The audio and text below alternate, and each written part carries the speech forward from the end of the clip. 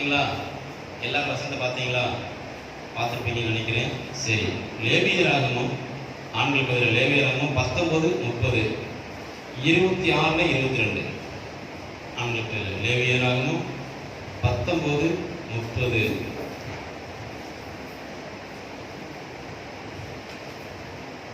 26, 22.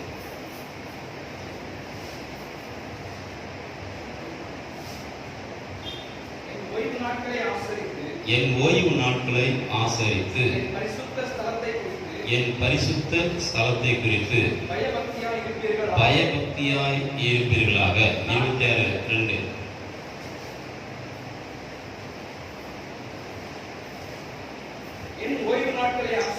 என் ஓய்வு நாட்களை ஆசரித்து என் பரிசுத்த ஸ்தலத்தை குறித்து பயபக்தியாய் இருப்பீர்களாக. அல்லேலூயா. சொல்றாரு, நீ இஸ்ரவேல் புத்திரரை நோக்கி ஓய்வு நாளை ஆசரிக்க வேண்டும் என்று இஸ்ரவேல் புத்திரருக்கு சொல்லு. அது ஒரு நாள் 2 நாள் அல்ல, நித்தியமாய், தலைமுறை தலைமுறையாய், சந்ததி சந்ததியாக ஓய்வு நாளை ஆசரிக்க வேண்டும். ஓய்வு நாளை உபசரிக்க வேண்டும். ஓய்வு நாட்களிலே நம்முடைய பாதங்கள் வீதியில் இருக்கக்கூடாது, வயல்வெளிகளில் இருக்கக்கூடாது, வீட்டில் இருக்கக்கூடாது, வேலை ஸ்தலங்களில் இருக்கக்கூடாது. ஓய்வு நாட்கள் நம்முடைய பாதங்கள் எங்க இருக்குன்னா தேவாலயத்தில் இருக்க வேண்டும். ஆலயத்தில் நாம் நிற்க வேண்டும். ஆலயத்துக்கு புறம்பா இருக்கிற பிரகாரம் புறஜாதியார்களுக்கு கொடுக்கப்பட்டபடியால் அதை அழித்து போடு என்று சொல்கிறார். ஆலயத்துக்கு புறம்பே யார் இருப்பார்கள்? புறஜாதிகள் இருப்பார்கள். தேவனை அறிகிற அறிவு இல்லாதவர்கள் இருப்பார்கள். தேவன் யார் என்கிற உணர்வில்லாதவர்கள் புறஜாதிகள். அவர்களை நீ அழித்து போடு அப்படின்னு ஆண்டு சொல்கிறார். அப்ப ஆலய பிரகாரங்களில் இருக்கிறவர்கள் கர்த்தரால் ஆசீர்வதிக்கப்படுவார்கள். அல்லேலூயா. நீங்கள் எவ்வளவு பிரயாசப்பட்டாலும் அதை சம்பாதித்து விடுவேன், இதை சம்பாதித்து விடுவேன், நான் அப்படி ஆகிவிடுவேன், இப்படி ஆகிவிடுவேன், நீங்கள் எவ்வளவு பிளான் பண்ணாலும் திட்டமிட்டாலும் என் ஆண்டவர் ஆசீர்வதிக்காவிட்டால் நீங்கள் ஆசீர்வதிக்கப்படுவதற்கு வாய்ப்பே இல்லை. ஒரு மனுஷன் ஆசீர்வதிக்கப்பட வேண்டுமானால் அவன் பிரமாணத்தின்படி ஆசீர்வதிக்கப்பட வேண்டும். கர்த்தருடைய ஆசீர்வாதம் ஐஸ்வர்யத்தை கொடுக்கும், வியாதியை கூட்டார். வியாதி இல்லாத ஐஸ்வர்யம், வேதனை இல்லாத ஐஸ்வர்யம், திகிலும் பயமும் வியாகுலமும் இல்லாத ஒரு ஆசீர்வாதம். 2 ஆசீர்வாதங்கள் இருக்கிறது. ஒரு ஆசீர்வாதத்தில் வியாதி இருக்கிறது.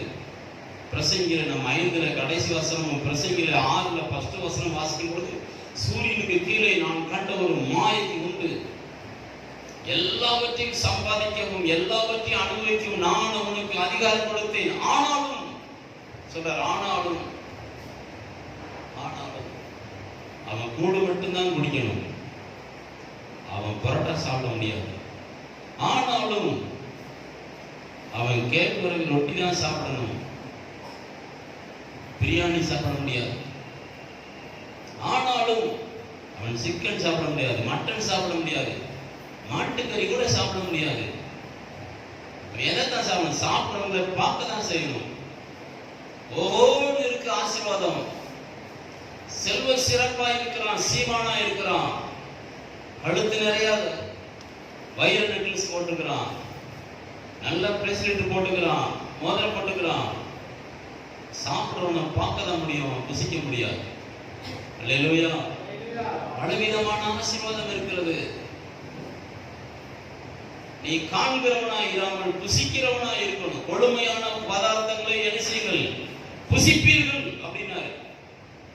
இன்னைக்கு யாரும் கொடுமையான பதார்த்தங்களை புசிப்பதில்லை. டீ சாப்பிடறான், சர்க்கரை எல்லாம் சாப்பிடறான். நீ ஏன் அதை சாப்பிடணும்? சர்க்கரை போடாம ஏன் டீ சாப்பிடணும்? சாபம். கொடுமையான பதார்த்தங்கள் சமைச்சு வைக்கிறது, அது நான் சாப்பிடக்கூடாது என்று டாக்டர் சொல்லியிருக்கிறார். சாபம். ஆண்டவர் என்ன சொல்லியிருக்காரு? எல்லாவற்றையும் அடித்து புசியுங்கள். அப்போ உன்னுடைய பிரயாசத்துக்காக, உன்னுடைய ஜீவனுக்காக நீ கிழக்கு, மேற்கு, வடக்கு, தெற்கு 4 திசையில் ஓடி திரிகிறாய், சம்பாதிக்கிறாய். ஒரே ஒரு பச்சை எடுத்து அத்தனை வாரி கொள்ளுகிறது. ஒரே ஒரு பச்சை கெழுத்து தான், டாக்டர்ங்கிற பேர்ல ஒரு பச்சை கெழுத்தை மட்டும் உன்னுடைய ஆஸ்தியை முழுவதும் வாரி கொள்ளுகிறது. இல்லையா? இல்லாட்டா ஒரு சிகப்பு சைன் வரும், கீழே ஒரு கருப்பு சைன் வரும். அவனுக்கு பேர் லா, வக்கீல். ஏதோ ஒரு வழக்கில் நீ சிக்கி எல்லாத்தையும் வாரிக்கொள்ளும். உனக்கு நிறைவான பிரதிபலன் எங்க இருக்குன்னா தேவாலயத்தில் இருக்கிறது. ஓய்வு நாட்களிலே தேவனுடைய ஆலயத்தில் இருப்பதை வாஞ்சிக்க வேண்டும், விரும்ப வேண்டும். ஆனா போராட்டங்கள் வரும், கஷ்டங்கள் வரும். சங்கீதக்காரன் சொல்கிறான், வேகமாக போகலாம். 199 சங்கீதம் 139 வசனம். 199 சங்கீதம் 139 வசனம். நான் 199 சொன்னேன், 119. வெரி வெரி சாரி, 150 தான் இருக்குன்னடா. Very good. 119 139 வசனம். என் சத்துருக்கள் உம்முடைய வசனங்களை, உம்முடைய வார்த்தைகளை மறந்தபடியால் என் பக்தி வைராக்கியம் என்னை பட்சிக்கிறது. என்னது பட்சித்ததா? பக்தியும் வைராக்கியம். சத்துருக்கள் என்று யார் சொல்கிறார் தெரியுமா? அவன் கூட புசித்த நண்பர்களை, அவன் கூட பிறந்தவர்களை, அவன் உறவினர்களை, அவன் இரத்த சம்பந்தப்பட்டவர்களை, அவனுடைய ஜனத்தை சொல்லுகிறான். என் சத்துருக்கள் கர்த்தருடைய வார்த்தையை மறந்தார்கள். அல்லேலூயா, அல்லேலூயா. ஆண்டவர் சொல்றாரு, உன் வீட்டாரே உனக்கு யாரா இருப்பாங்க? உன் வீட்டாரே உனக்கு சத்துருவா இருப்பார்கள். ஜெபிக்கும் பொழுது உன்னை கேள்வி பண்ணி, பரியாசம் பண்ணி, ஏளனம் பண்ணி, இதை செய்யாதே என்று சொல்வார்கள். அது அவர்கள் அல்ல, அவர்களுக்குள்ளே உன்னை ஜெபிக்க கூடாதபடிக்கு இடையூறு பண்ணுகிற சத்துரு.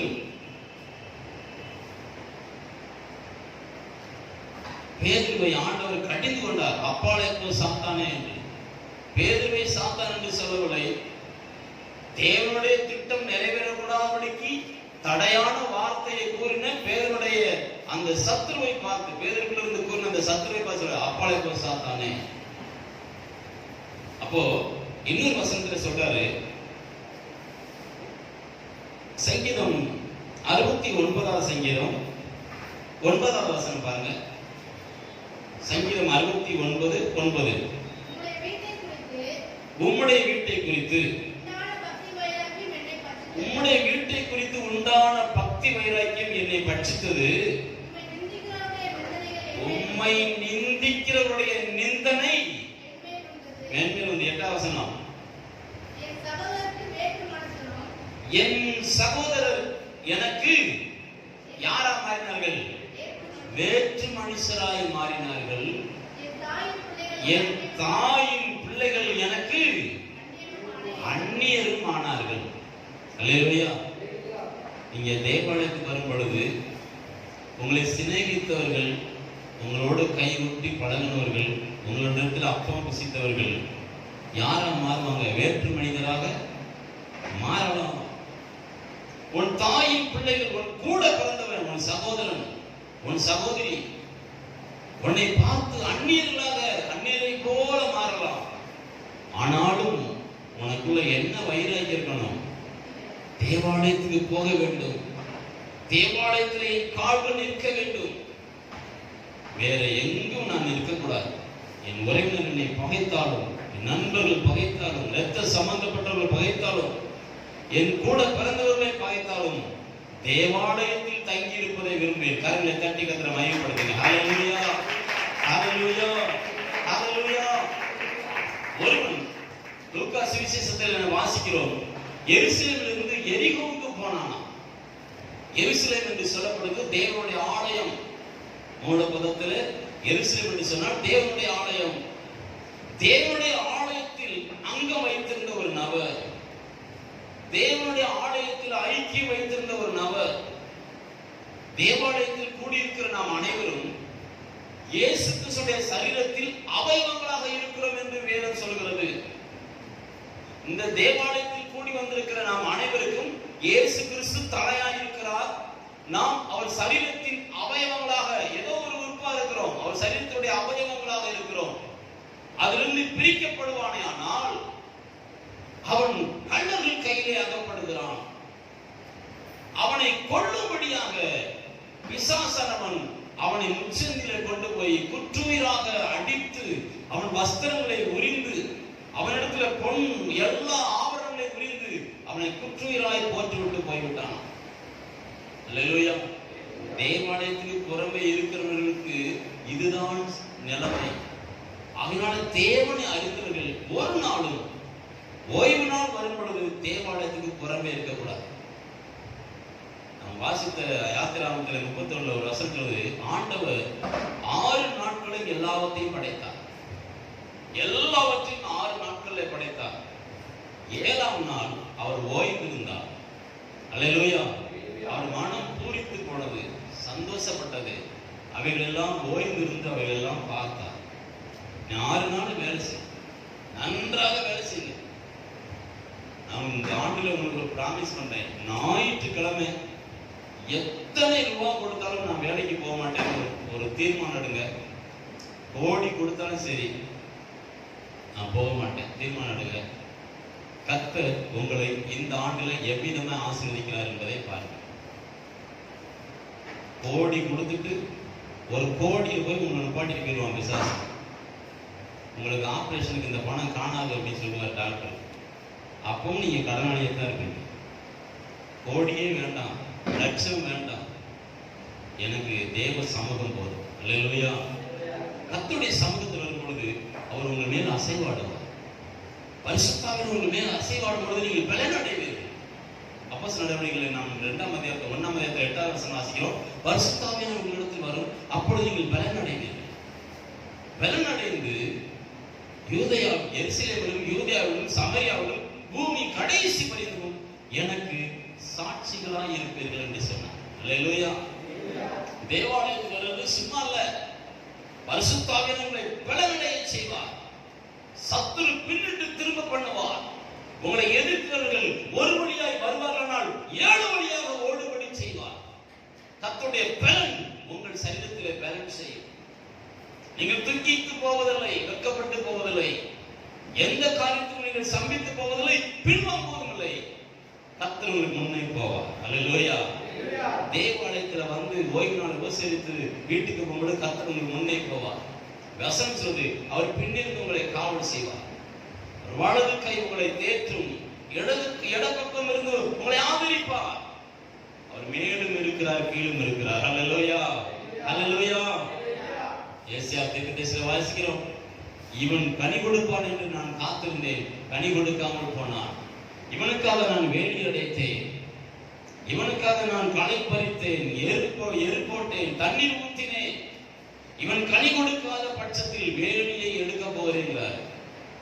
வேலி எடுக்கப்பட்டால் வலது பக்கமும் இடது பக்கமும் இருக்கிற பணியோடைய ஆவிகள் விலகி போனால், முன்னும் பின்னும் இருந்து காவல் செய்கிற தேவ தூதர்கள் விலகி போனால், மேலும் கீழும் இருந்து தாங்குகிற கர்த்தருடைய கரம் விலகி போனால் என்னவாகும்? சத்துருவின் கையில் அகப்பட்டு அங்கலாய்க்கப்பட்டு தன் பிராணனுக்காக ஏங்குகிறவர்களாக மாறி போவீர்கள். எருசலேமிலிருந்து எரிகோவுக்கு போனவனுடைய கதி அப்படிதான் இருந்தது. அவன் வியாகுலப்பட்டு வேதனைப்பட்டு துடிக்கிறான். சமாரியன் வழியாய் போகும்பொழுது கண்டுக்காம போகிறான். ஆசாரியன் வழியாய் போகும்பொழுது அவனை கண்டுக்காமல் போகிறான். அல்லேலூயா. அல்லேலூயா. காயப்படுத்தப்பட்ட பிசாசினாலே காயம் கட்ட யாராலும் முடியாது.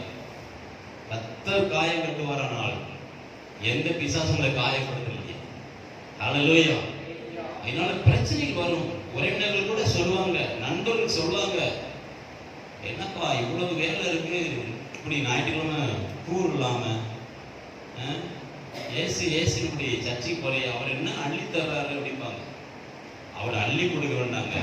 அவருடைய ஆவியில ஒரு முறை அசைவாடினா போதும், நான் பலனடைவேன். அல்லேலூயா, அல்லேலூயா. என் சம்பாத்தியம் அந்நியர் வசமாகாது, என் சம்பாத்தியம் வைத்திற்கு போகாது. வேதம் சொல்லுது, என் சம்பாத்தியம் வைத்திற்கு போகாது, என் சம்பாத்தியம் பிரச்சாரியாருக்குரியதா இராது, அந்நியருக்குரியதா இராது. நான் புசித்து பலனடைந்து என் சந்ததி சுகமாக இருக்கும்படி, என் பிள்ளைகள் சுகித்திருக்கும்படி கர்த்தராலே நான் ஆசீர்வதிக்கப்படுவதற்கு தேவாலயத்துக்கு போகிறேன். அல்லேலூயா. ஓய்வு நாள் வந்த பொழுது உங்கள் வீடு அடைக்கப்பட்டிருக்கும். ஞாயிற்றுக்கிழமை தேடி வருகிறவர்கள் பக்கத்து வீட்டில் இருக்கிறவங்க எங்கே போயிட்டாங்க, அவங்க நீங்க சர்ச்சுக்கு போயிருப்பாங்க. அவங்க தேவாலயத்துக்கு போய் ஆராதனை முடிச்சு 1 மணிக்கு தான் வீட்டுக்கு வருவாங்கன்னு சொல்லணும். அல்லேலூயா. இதுதான் நற்சாட்சிகள். இப்படி சாட்சி பெற வேண்டும். தேவாலயத்துக்கு வரும் பொழுது நிறைய தடைகள் வரும், நிறைய தடை வரும். என்னுடைய வாழ்க்கையில ஒரே ஒரு நாள் ஞாயிற்றுக்கிழமை ஆராதனையில பங்கெடுக்காம போன காலம், அப்போ நான் விசுவாசியா இருந்த காலம். ஒரே ஒரு நாள் எத்தனை ரூபாய் கொடுத்தாலும் வேலைக்கு போவாங்க. அந்த போதனையை எங்க பாஸ்டர் போதிச்சாரு, அதை கேள்விப்பட்ட நான் ஞாயிற்றுக்கிழமை ஜீவனே பண்ணால் சரி, தேவாலயத்துல தான் ஜீவன் போகும். ஒரே ஒரு நாள் நீ ஞாயிற்றுக்கிழமை கோயில் போகக்கூடாதபடி நிறைய படம் வந்தோம். அதுக்காக நான் அந்த நாள்ல போய் எப்படி ஆயிரும் நம்ம போற இடத்துல ஆராய்ல பங்கெடுத்துடலாம், இங்கிருந்து அனுப்புறாங்க, போகும்போது இன்னொரு தேவாலயத்துல பங்கெடுத்துடலாம், வீட்டுல இந்த மாதிரி பிரயாணத்துல லேட் ஆயிடுச்சு அப்படி சொல்லிடலாம் சொல்லிட்டு அங்க போறேன். அங்க 10 மணிக்கெல்லாம் ஆராதனை முடிஞ்சிச்சு. அந்த ஊர் மாதம் வேல்பட்டி, நான் போன ஊர் 10 மணிக்கெல்லாம் ஆராதனை முடிஞ்சிச்சு. போய் பார்த்தேன், இப்பதான் ஆராதனை முடிஞ்சிச்சு. ஐயோ, நான் 10 மணிக்கு ஆராதனை நினைச்சு தைரியமா வந்துட்டேனே. என் நண்பர்களாக இப்ப ஆண்டவர் அறிவார். அன்னைக்கும் நான் ஆராதனை பங்கெடுத்து தான் சமம். அல்லேலூயா, அல்லேலூயா. வேற ஒரு நாள் கூட நான் ஆராதனை மிஸ் பண்ணதே கிடையாது. தேவன் உங்களை யாகவ புஸ்தகத்தில் எழுதி வைப்பார். நீங்கள் செய்த நற்கிரியைகளுக்கு பிரதிபலன் உண்டு. ஜீவ புஸ்தகத்திற்கு பெயர் எழுதி வைப்பார். அது நீங்கள் தேவனுடைய ராஜ்யத்துக்குள் பிரவேசிப்பதற்காக. யாகவ புஸ்தகத்தில் எழுதுகிறது எதுக்கென்றால் உங்களுக்கு பரிசு கொடுப்பதற்காக. கரங்களை தட்டி கட்டுற மயப்படுத்துறாங்க. அல்லேலூயா, அல்லேலூயா. இன்னைக்கு நிறைய ஆட்டுக்குட்டியை காணும், நிறைய ஆட்டுக்குட்டியை காணும். ஒரு நாள் நானும் மாணவி தம்பி பேசிட்டோம். இப்போ மக்கள் ஓரளவு ஞாயிற்றுக்கிழமை உதாசீனப்படுத்திட்டு சபைக்கு வந்துடுறாங்க, வேலையை துச்சமா இருக்கிறாங்க, சபைக்கு வந்துடுறாங்க அப்படின்னு சொன்னோம். இப்போ பார்க்கும்பொழுது குறைஞ்சிக்கிட்டே வருது. ஓய்வு நாளுக்கு எவன் முக்கியத்துவம் கொடுக்கணும், அவன் மேல கர்த்தருடைய ஆவியானவர் நிற்பார். அவன் சரசில இருப்பார். மகிமைப்படுத்தினேன், இன்னும் மகிமைப்படுத்தினேன் என்று சொல்லுவான். அல்லேலூயா. இந்த ஜனத்தின் மத்தியிலே நான் உன்னை கனப்படுத்துவேன், ஒருவன் உன்னை கனவீனப்படுத்த முடியாது, நீ இன்னும் கனப்படுத்தப்படுவாய் என்று சொல்லுவார். கர்த்தரால கனப்படுத்தப்படுவது எவ்வளவு பாக்கியம், எவ்வளவு மேன்மை தெரியுமா? சாதாரண ஒரு கிராமத்துல ஒரு பிரசிடண்ட்டுக்கு மச்சானா அண்ணன் தம்பியா இருந்தா மாதத்துல அப்படி மச்சான் தான், 5 வருஷம் தான் அவன் குப்பை பயிலாயிருவான், எங்கேயோ போயிடுவான். அல்லேலூயா. ஒரு எம்எல்ஏவா இருக்கட்டும், அமைச்சரா இருக்கட்டும், அவர் யார் தெரியுமா அப்படின்னு. இன்னொருத்தர் ஒரு பெரிய ஒரு காரியத்துக்காக போயிருந்தது அவர் சொன்னாரு, தெரியுமா உங்களுக்கு பன்னீர்செல்வம் எங்களுக்கு சொந்தக்காரர் அப்படின்னாரு. அப்ப நாங்க வெளியே இருந்தது, என்னையா இவரு பிள்ளையா இருக்கிறாரு, அவர் தேவரா இருக்காரு, எப்படி சொந்தக்காரங்கிறாரு? இவர் பிள்ளை மாதிரி அவரு தேவமாரு, எப்படி சொந்தக்காராக முடியும் சொல்றாரு. பன்னீர்செல்வம் எங்களுக்கு சொந்தக்காரர் அப்படிங்கிற. எந்த பன்னீர்செல்வம்? எந்த பகுதி பன்னீர்செல்வம்? துணை முதலமைச்சர் மாதிரி சொல்றேன், என் சொந்தக்காரர், நான் சொன்னா என்னன்னாலும் செய்வாரு. வெளியே வந்து பேசுனேன், இவர் பிள்ளைமாரு அவர் தேவர் எப்படி சொந்தக்காரனாரு? ஏதோ ஒரு பழக்கத்தை வச்சு சொந்தக்காரன் சொல்றாரு. அல்லேலூயா. அப்படின்னா ஒரு உலக மனுஷனே ஒரு பொறுப்புல இருக்கிறவன என்னுடைய ரத்த சம்பந்தம் அப்படி சொல்லுவான்னா, இயேசு கிறிஸ்து ரத்தத்தினால் மீட்கப்பட்டவர்கள், வார்த்தை அனுப்பி செரிப்பிக்கப்பட்டவர்கள், நீங்க சொந்தக்காரர் இல்லையா? அல்லேலூயா. சொல்றாரு, என் வார்த்தையினால் செரிப்பிக்கப்பட்டீர்கள், ரத்தத்தினால புதிய உடன்படிக்கைக்கு பங்குள்ளவர்கள் நீங்கள். உங்களுக்கு தான் முதல் சுதந்திரம், என் சுதந்திரவாளிகள் என்று சொல்கிறார். சுதந்திரவாளி என்ன சொன்னேன்? அப்ப வச்சுட்டு போற அத்தனை சுதந்திரத்துக்கு நீங்க தான் பங்காளி. என் தகப்பனுடைய சுதந்திரத்தை யாராவது அனுபவிக்க முடியுமோ? யாராவது அனுமதிக்க முடியுமா? நானா விட்டு கொடுத்துட்டேன், போ எனக்கு வேண்டாம். அல்லேலூயா. என் தகப்பனுடைய சுதந்திரம் கொண்டா. லேவியனுக்கு பூமியில் என்ன இல்லை? சுதந்திரம் இல்லை. அப்பா சொத்து வேண்டாம்னு சொன்னாரு. நான் தான் உலகத்திலேயே ஊழியக்காரங்களை நான் தான் சொல்லியிருப்பேன்னு நினைக்கிறேன். ஒரு பாசுல என்னையா ஏதாவது கிடைச்சுன்னா எனக்கே வாங்கி கொள்ளலாம்ல, வேண்டாம். அவர் சித்தம் இல்லாம எனக்கு ஒண்ணுமே வேண்டாம், தேவனுடைய விருப்பம் இல்லாம எனக்கு ஒண்ணுமே வேண்டாம். இந்த ஊர்ல நான் அந்நியனும் பரதேசியமா இருந்தேன். எல்லாருமே பாக்குறவங்க எல்லாம் சொன்னாங்க, கவனிச்சாங்க, இவர் சுலோன் அகதியா இருப்பார் போல, சுலோன் அகதியா இருப்பார் போல, தப்பிச்சு நம்ம ஊருக்குள்ள வாடகை இருக்கிறாங்க. கேட்டாங்க, ஏசுக்காரங்க கஞ்சி குடிக்காம தண்ணி குடிக்காம பாவம், வீட்டுல அடுப்பறியே கூட பார்க்கல, பாட்டு பாடிக்கிட்டே இருக்காங்க. நாங்க நல்ல ட்ரெஸ் ஒரு கொடுத்தது அந்த ஊர் மக்கள் பார்த்ததில்லை, நல்ல சோறு சாப்பிட்ட அந்த ஊர் மக்கள் பார்த்ததில்லை. தேவனுடைய சமூகத்தில் நம்ம நிற்கும் பொழுது நாளுக்கு நாள் நம்ம கனப்படுத்துவார், மகிமைப்படுத்துவார். சின்னவன் 1000 ஆவான், சிறியவன் பலத்த சாதி ஆவான். கரங்களை தட்டி அல்லேலூயா, அல்லேலூயா. ஒரு சில மாடுகள் நல்லா மேயும், ஒரு சில மாடு சும்மா நிற்கும். சும்மா நிக்கிற மாடு மேயிற மாடை என்ன செய்யும்? கெடுக்க பார்க்கும்.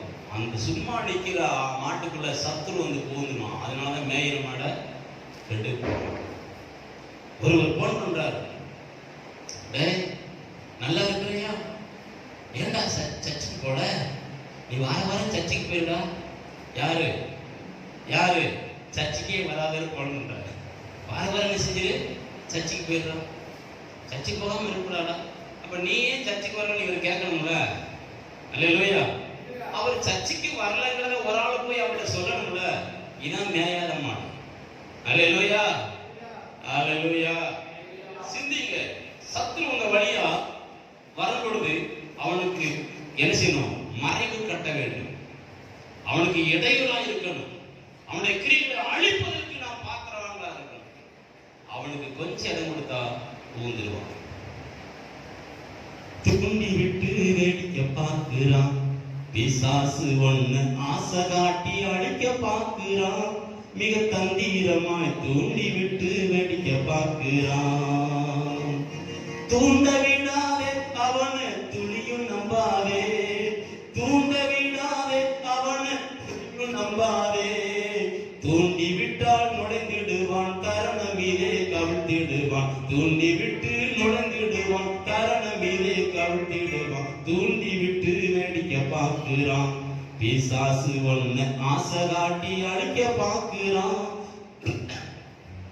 மிக தந்தீரமாய் தூண்டி விட்டு வேடிக்க பார்க்கிறான். தந்தானே தந்தானே, ஓஹோ தந்தானே தந்தானே. ஆதியிலே ஏவாளை ஏய்த்தவன் அவனே, அந்த பாவத்திலே ஜாவாமை சாய்த்தவன் அவனே. ஆதியிலே ஏவாளை ஏய்த்தவன் அவனே, அந்த பாவத்திலே ஆதாமை சாய்த்தவன் அவனே. ஒரு இனிமை மழுகும் பழத்தை காட்டி, ஒரு இனிமை மழுகும் பழத்தை காட்டி கணக்கொழுதே வீழ்த்திடவே. இனிமை மழுகும் பழத்தை காட்டி கணக்கொழுதே வீழ்த்திடவே. தூண்டி விட்டு வேடிக்க பார்க்கிறான் பிசாசு, ஒண்ணு ஆசை காட்டி அழிக்க பார்க்கிறான். தந்திரமாய் தூண்டி விட்டு வேடிக்க பார்க்கிறான். தந்தானே தந்தானே, ஓஹோ தந்தானே தந்தானே. அல்லேலூயா. பாட்டு பழைய பாட்டு மறந்து பேசி. அல்லேலூயா. பிசாசு உன்கிட்ட இடம் தேடுறான், எப்படியாவது நுழைஞ்சு தரணும் பிடிச்சு அவன் ராஜாவாயிடும், உன்னை முழுவதும் அரசு பண்ணிடுவான். வேதம் சொல்லுது, பிசாசின் கிரியைகளை அழிக்கும்படி தேவகுமாரனா இயேசு கிறிஸ்து வெளிப்பட்டார். நீ யாரா இருக்கணும்னா பிசாசின் கிரியைகளை அழிக்கிறவர்களாக இருக்கணும். இது பிசாசுடைய உபாயம். வேதம் சொல்லுது, தாய் சொல்றாரு, பிசாசுடைய தந்திரங்கள் உங்களுக்கு தெரியாதவைகள் அல்லவே. பேசும்பொழுதே இது பிசாசுடைய ஆலோசனை புரிஞ்சு. பிசாசுடைய தந்திரங்கள் உங்களுக்கு தெரியாதவைகள் அல்லவே. அப்ப தெரியும், தெரிஞ்சும் நீ பாவம் செஞ்சால் துணிகரமாய் பாவம் செய்கிறவன் சபிக்கப்பட்டவன். ஒரு நாள் உனக்கு மீட்பு கிடையாது. ஒரு ஆத்மா ஆலயத்துக்கு போயிடுச்சுன்னா அந்த ஆத்மா ஆலயத்துக்கு வருவதற்கு நாம என்னென்ன பண்ணணும் அத்தனையும் பண்ணலாம். அல்லேலூயா. மேலும் மேலும் அது இடர்வதற்கு ஏதுவான எந்த காரியத்தை நீ எத்தனை முறை தேவாலயத்துக்கு வராதவனை போய் சந்திச்சு ஏன் வர மாட்டேங்க, என்ன காரணம் அப்படின்னு நீங்க பேசி அவங்களை சபைக்குள்ள கொண்டு வந்துட்டீங்கன்னா கர்த்தர் உங்களுடைய கிரியைகளுக்கு அங்க ஒரு பிரதிபலன் வைப்பார், நினைவு கூறுவார், கிரியைகளை நினைவு கூறுவார். அநியாயம் செய்தவன் இன்னும் வெளிப்படுத்த 12:22 வாசிக்கிறோம். அநியாயம் செய்தவன் இன்னும் அநியாயம் செய்தவன் 22:12 அசுத்தமாக இருக்கிறவன் இன்னும் அசுத்தமா இருக்கட்டும், அவரே சர்வீஸ் பண்ற. அநியாயம் செய்யறது செய்யட்டு விடுதா. ஏன்னா உன்னை நியாயம் இருக்கும் பொழுது கொஞ்சம் கூட உனக்கு இறக்கம் செய்ய முடியாத அளவுக்கு நீ ரொம்ப அநியாயம் செஞ்சாதான் உனக்கு நியாயம் இருக்கும் கரெக்டா வரும். எகிப்தில் பாவம் நிறைவேற கர்த்தர் காத்திருந்தார். பாவம் நிறைவேறிச்சுன்னா அடிச்சுவார். மன்னிப்பு மன்னிப்பு மன்னிப்பு கிறிஸ்தவங்களுக்கு நிறைய மன்னிப்பு உண்டு. எவ்வளவு பாவம் செஞ்சுட்டு மன்னிப்பு கேட்டா மன்னிச்சுவாங்க. அந்த ஆர்சி உபதேசம் அது ஆவிக்குரிய உபதேசம் இல்ல, வேதத்தின் உபதேசம் இல்ல, இயேசு கிறிஸ்து சொல்ற உபதேசம் கிடையாது. அது ஆர்சி சபையோட உபதேசம். எத்தனை பாவம் செஞ்சாலும் பாதத்தை போய் மன்னிப்பு கேட்டா மன்னிச்சிடும். பாதர் யார் மன்னிக்கிறதுக்கு? அவன் மனுஷன், பாவத்திலும் இச்சையிலும் கருத்தரிக்கப்பட்டவன். அங்கிப்பட்ட பரிசுத்தவன் கிடையாது. பிரமாணத்தின்படி வாழுகிறவன் பரிசுத்தவான். பாவத்தை ஒரு மனுஷன் மன்னிக்க முடியாது. பாவிகளை மன்னிக்கிறதுக்கு இயேசு கிறிஸ்து உலகத்துக்கு வந்தார்.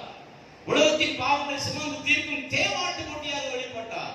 முழு மனுக்குலத்துக்காகவும் தன் ஜீவனையை கொடுத்தார். அவர் இரத்தத்தினாலே புதிய உடன்படிக்கைக்கு பங்குள்ள உனக்கு எனக்கும் பாவ மன்னிப்பு நிச்சயம் உண்டாயிருக்கு. அல்லேலூயா. அப்ப கூடுமான அளவு பிறரை ஆதாயப்படுத்துவதற்கு நீங்கள் யோசிக்க வேண்டும். நம்மளை விட்டு விலகி போவதற்கு நீங்கள் யோசிக்க கூடாது. வரும் தாவி சொல்றார், என் கூட பிறந்தவன் என்னை அந்நியனை போல பார்க்கிறான், என் ரத்த சம்பந்தப்பட்டவன் எனக்கு புறஜாதியா இருக்கிறான். இருக்கட்டும், நீ கர்த்தர் பெயர்களை பற்றுதலாய் உன் மேல் இருக்கிற அந்த அபிஷேகம் உன்னை நீதியின் பாதையில் நடத்தும். நாளொன்று வரும், நீ தூங்கிக்கிட்டு இருந்தாலும் சரி, வயல்ல வேலை செஞ்சுட்டு இருந்தாலும் சரி, எவ்விடத்தில் இருந்தாலும் சரி, எக்கால சத்தம் தொனிக்கும் கர்த்தருடைய வருகையிலே நீ எடுத்துக்கொள்ளப்படுவாய். தேவனுடைய ராஜ்யத்துக்குள்ளே நாம் ஒருவரை ஒருவர் சந்திப்போம். அல்லேலூயா, அல்லேலூயா, அல்லேலூயா. களைகள் இருக்கும், நிறைய வயல்களிலே களைகள் இருக்கும். ஆண் சில களைகளை கொடுங்க, அதை வைத்து விடு, இருக்கட்டும். அது பதறையும் கெடுத்து விடும், கொடுக்க வேண்டாம், இருக்கட்டும். அநியாயம் செய்யணும், அநியாயம் செய்யட்டும். அவனை பார்த்து அவரே அப்படி பண்றாரு, பாஸ்டர் அவருக்கெல்லாம் என்ன செய்யறாரு, சகாயம் பண்றாரு, நம்மளை மட்டும் ஏன் இப்படி கண்டிக்கிறாரு? கீழ்ப்படிகிற பிள்ளைக்கு கட்டாயம் கண்டிப்பு இருக்கு, கீழ்ப்படியாத பிள்ளைக்கு கட்டாயம் கண்டிப்பு இருக்கவே இருக்காது. ஏதோ இருந்துட்டு போட்டோம். என்னைக்காவது ஒரு வார்த்தையை கேட்டு மணந்துருமோன்ற ஒரு ஆசை அந்த ஃபாதர்களுக்கு வச்சிருக்கிறார். இல்லாட்ட சபைக்குள்ள வரவிடாம துரத்திடுவாரு. அல்லேலூயா, அல்லேலூயா. நான் என்ன செய்யணும், எனக்கு அவர் கேட்ட பிரதிபலன் உண்டு. நன்மை செய்தால் மேன்மை இல்லையோ? ஆண்டவர் கேட்கிறார், ஆயனே உன் தம்பியாய் ஆவில எங்கே? தம்பியிலே கொலை செஞ்சிட்டாங்க. நன்மை செய்தால் மேன்மை இல்லையோ? நன்மை செய், உனக்கு மேன்மை உண்டாய். கர்த்தராலே ஜெனிப்பிக்கப்பட்ட நீ என் சரீரத்தின் ஒரு அவயவம். அவர் தலையில இருக்கிறார், நாம் எல்லாம் அவருடைய சரீரத்தில் அவயவங்களா இருக்கிறோம். அல்லேலூயா. ஒரு நாளும் பிரிக்கப்படக்கூடாது, யாரும் பிரிக்கக்கூடாது. தேவன் பேரில் ஒரு வயிறாய் கேட்க வேண்டும். வேகமாக இப்போ வாசிக்க விரும்புகிறேன். கலாத்தியர் யோவான் எழுதின சுவிசேஷ புத்தகம் 2ஆம் அதிகாரம், யோவான் எழுதின சுவிசேஷ புத்தகம் 2ஆம் அதிகாரம் 14ஆம் வசனம்.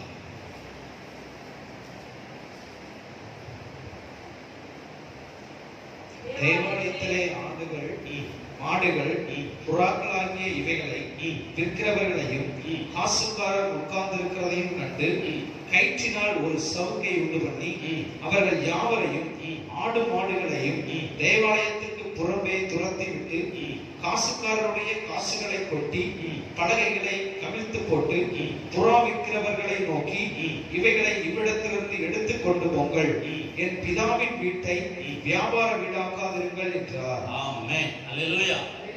மார்க்ல இன்னும் கொஞ்சம் காசுன்னு சொல்லுவாங்க, இது என் பிதாவினுடைய வீடு, இது எல்லா ஜனத்துக்கும் ஜெப வீடு எனப்படும்.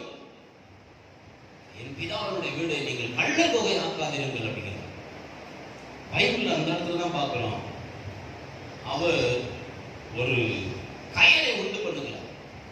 ஒரு கயத்தை உண்டு பண்ணி அங்க இருக்கிற போதகர் முதற்கொண்டு ஆசாரியத்துவம் மரபின்படி வாழ்கிற எல்லாரையும் அந்த கயர்னால அடித்து எல்லாத்தையும் துரத்துகிறார்.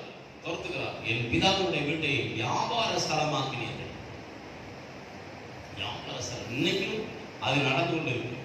ஒரு கோழி முட்டையை கொண்டு வந்து வைப்பான், அந்த ஃபாதர் தூக்கிட்டு இந்த கோழி முட்டையினுடைய விலை 101 ரூபாய், ஏலம் கேட்கிறவர்கள் கேட்கலாம். உடனே இது வாங்கிட்டு போய் உடைச்சு சாப்பிட்டா அவங்களுக்கு நல்ல சக்தி வந்துருமா. அவர் சொல்றாரு 201 அப்படிம்பாரு. இந்த முட்டை எவ்வளவுதான்? 5 ரூபாய் தான். ஒருத்தர் சொல்றாரு 301, அதுல போட்டி, நான் வாங்கிடணும் அவனை வாங்க விடக்கூடாது, நான் வாங்கிடணும் அவனை வாங்க விடக்கூடாது. இதுலயே ஒரு நற்கிரிகள் செத்து போச்சு. ஒருத்தன் 501 சரி எதுக்கு இவ்வளவு விலை போயிடுச்சு, எதை 5 ரூபாய் கோழி முட்டை எதுக்கு இவ்வளவு விலை போயிடுச்சு, வாங்கிட்டு போட்டு அடுத்த வட்டம் நான் வாங்கிடுவோம். வியாபார ஸ்தலமாக கூடாது. தேவாலயம் பரிசுத்த ஸ்தலம், தேவன் வாசம் பண்ணுகிற ஸ்தலம். அவன் நீதிக்கு ஏற்ற கிரியைகளை செய்க உன்னையும் என்னையும் கண்ணோக்கி பார்க்கிறார். அல்லேலூயா, அல்லேலூயா. ஆமா, உன்னை என்னை ஏன் கண்ணோக்கி பார்க்கிறார்னா, நீ செய்த நீதிக்கு அங்க நோட் பண்ணுவார். உனக்கு பரிசு வரும். அவர் வரும் பொழுது அவன் கிரியைகளுக்கு ஏற்ற பிரதிபலன் என்னோடு கூட வருகிறது. எங்க அப்பா அமெரிக்காவுக்கு போயிருக்காரு. எங்க அப்பா எங்க போயிருக்காரு? அமெரிக்காவுக்கு போயிருக்காரு. எல்லாம் சொல்லுங்க, அப்பா எங்க போயிருக்காரு? அமெரிக்காவுக்கு போயிருக்காரு. ஒரு நாள் வருவார். என்னைக்கு வருவேன்னு எங்க அம்மாட்ட கூட சொல்லல, எங்கள்கிட்டையும் சொல்ல. ஒரு நாள் நினைச்சுவாரு வருவார். நான் நல்ல பிள்ளையா இருந்தேன் அப்படின்னு எங்க அம்மா சொன்னா எங்க அப்பா எனக்கு நினைச்சுவாரு பரிசு கொடுப்பார். சொல்லுங்க, நான் நல்ல பிள்ளையா இருந்தேன்னு எங்க அம்மா சொன்னா எங்க அப்பா எனக்கு நினைச்சுவாரு பரிசு கொடுப்பார்.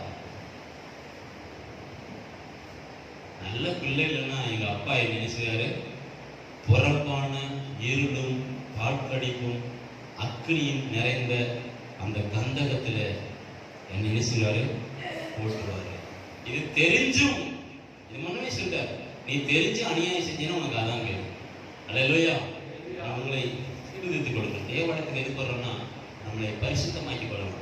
நாம் தான் தேவனுடைய ஆலயமா இருக்கணும். இது என்னுடைய வீடு, என் பிதாவுடைய வீடு.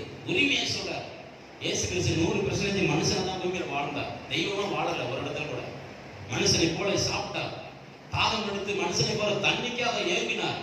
பசி எடுத்து மனுஷனை போல ஆகாரத்துக்காக ஏங்கினார். அல்லேலூயா. என் வீடு என் பிதாவுடைய வீடு, கல்லர் போய் ஆக்கிட்டீர்கள். தேவாலயத்துக்கு வருகிற நீங்கள் ஒவ்வொருவரும் உங்களை பரிசுத்தப்படுத்திக் கொள்ள வேண்டும். கண்களில் பரிசுத்தம், பேச்சில் பரிசுத்தம், கேள்வியில் பரிசுத்தம், செயலில் பரிசுத்தம், உங்கள் ஆடையில் பரிசுத்தம், உங்கள் ஆபரணங்களில் பரிசுத்தம். எல்லாருக்கும் ஒரு மாறுதல் இருக்கணும். தேவாலயத்துக்கு வந்ததுக்கு ஒரு சாட்சி இருக்கணும். முன்னாடி மாதிரி இல்லைங்க, இப்ப நல்லா இருக்கிறாங்க, ஒரு மாறுதல். அதான் நற்சாட்சி. அதுக்கு தான் நம்ம பிரதிபலன் தர போகிறார்.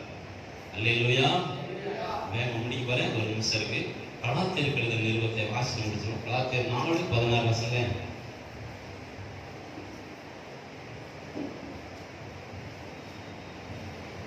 கலாத்தியர் 4ஆம் அதிகாரம் 17 கூட பாருங்க. கலாத்தியர் 4.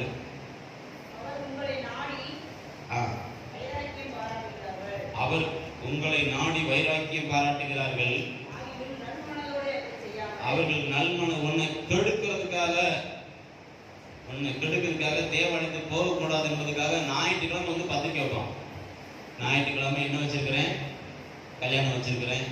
எங்க பிள்ளையை பெற்று வளர்த்து வாலியமாக்கி 25 வயசு வரைக்கும் வளர்த்துட்டோம்.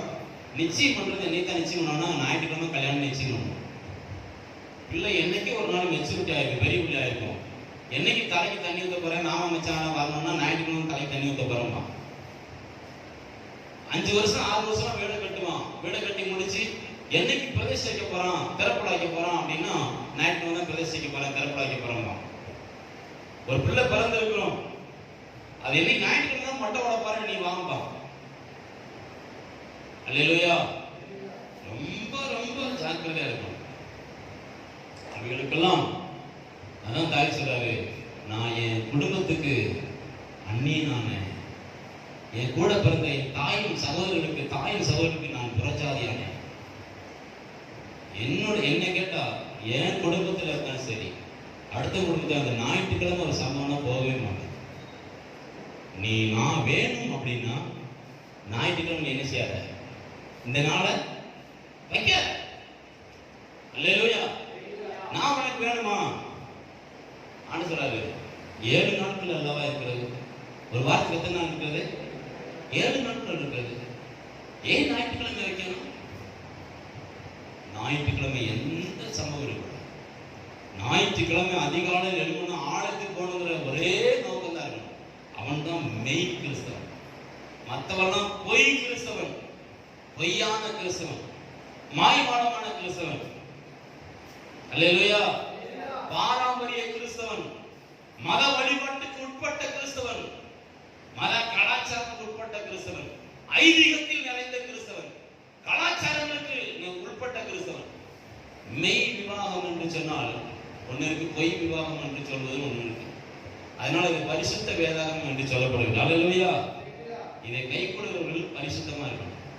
உங்கள் வாழ்க்கை மாறணும், நடை மாறணும், செயல் மாறணும், எல்லாமே மாறணும்.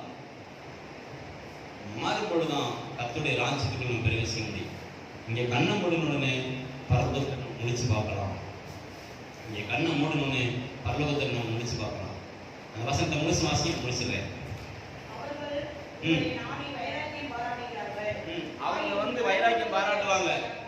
ஏன் இது இங்கே செய்யக்கூடாதா, அங்கே செய்யக்கூடாதா, அவங்க மேல ஒரு பாசம் இருக்கிறது போல காட்டுவாங்க. ஒரு வெறித்தனமா ரத்த சம்பந்தம் அப்படியே உயிரை கொடுக்க மாதிரி, இதையும் அங்க பண்ண, இங்க பண்ணக்கூடாதா, அங்க பண்ணக்கூடாதா அப்படின்னு ஒரு வெறித்தனமா ஒரு அனாயிட்டியை வெளிப்படுத்தி பேசுவாங்க. அவர் நல்மனதோட அதை சொல்லவில்லை.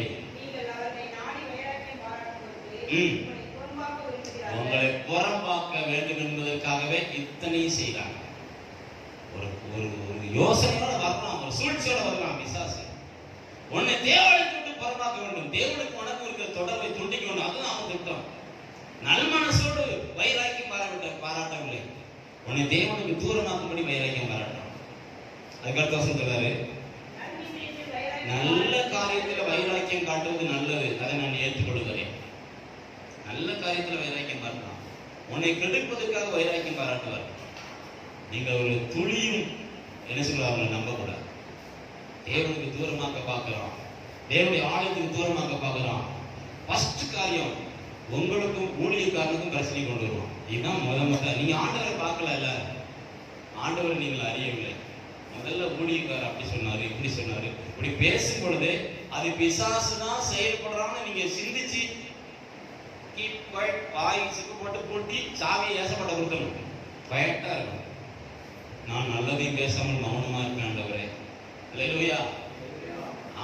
முதல்ல ஊழியக்காரனை இப்படி சொல்லுவோம், அப்புறம் சபைக்கு புறம் பாய்க்கணும். நல்ல காரியத்தில் வைராக்கியம் பாட்டார்.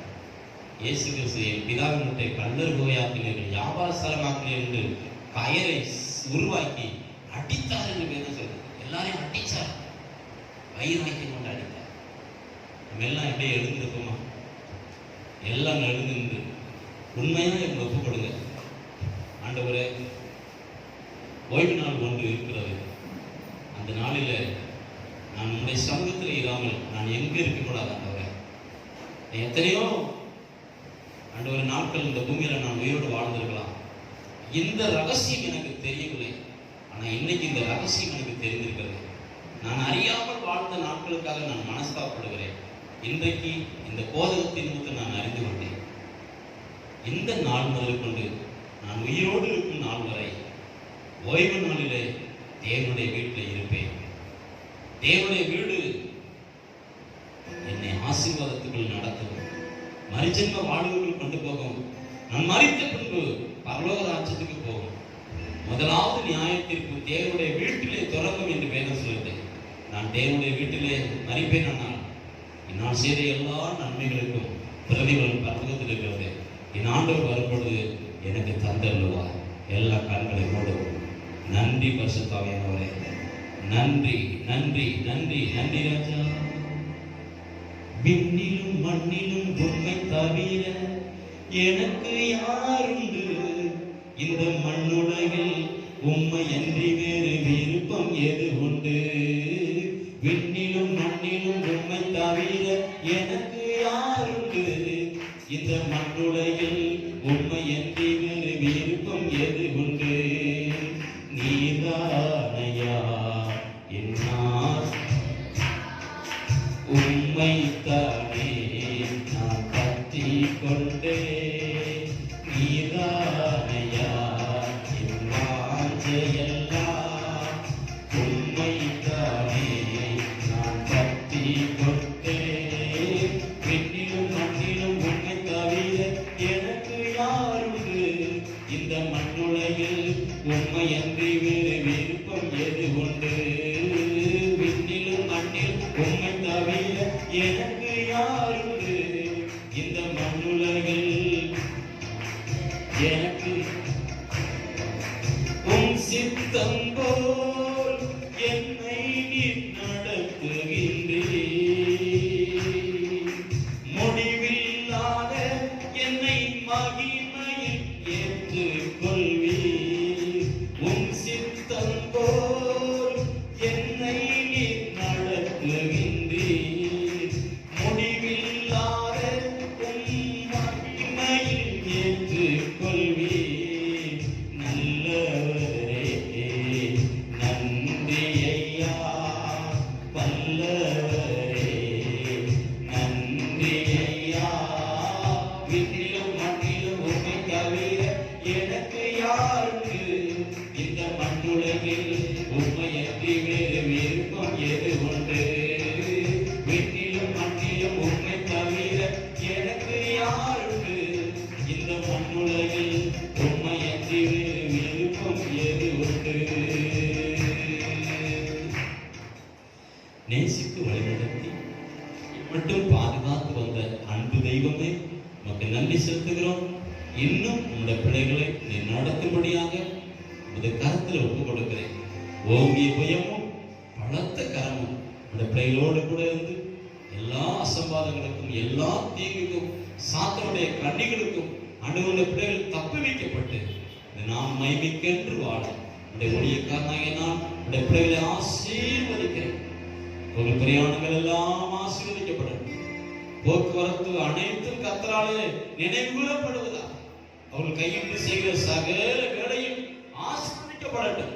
அதில் நன்மை உண்டாயிருக்கட்டும், பாக்கியம் உண்டாயிருக்கட்டும். இந்த பிள்ளைகள் சாப்பிடுகிற ஆகாரம் எல்லாம் ஆசீர்வதிக்கப்படட்டும். எங்கு எவ்விடத்தில் இருந்தாலும் அவர்கள் குடிக்கிற தண்ணீர் ஆசீர்வதிக்கப்படுவதா. அவர்கள் போகிற எவ்விடத்தில் அவர்கள் தூங்குகிற உறைவிடங்கள் ஆசீர்வதிக்கப்படட்டும். நினைவு கூறுகிற கர்த்தர் இந்த பிள்ளைகளை ஆதரிப்பாராக. இயேசு கிறிஸ்து மூலம் ஜெபிக்கிறேன். ஜெபம் கேளும் ஜீவனுள்ள பரிசுத்த நல்ல பிதாவே, என் ஆத்துமாவே என் முழுவதுமே என் ஆத்துமாவே கர்த்தரையே ஸ்தோத்திரி. கர்த்தர் செய்த சகல உபகாரங்களையும் மறவாதே. பிதாவாகிய கிருபையும் குமாரனாகிய இயேசு கிறிஸ்துவின் அன்பும் பரிசுத்த ஆவியானவருடைய அந்யோன்ய ஐக்கியமும் சமாதானமும் பாதுகாப்பும் நம்மளோடும் உலகமெங்கும் உள்ள சகல பரிசுத்தவான்களோடு கூட இருந்து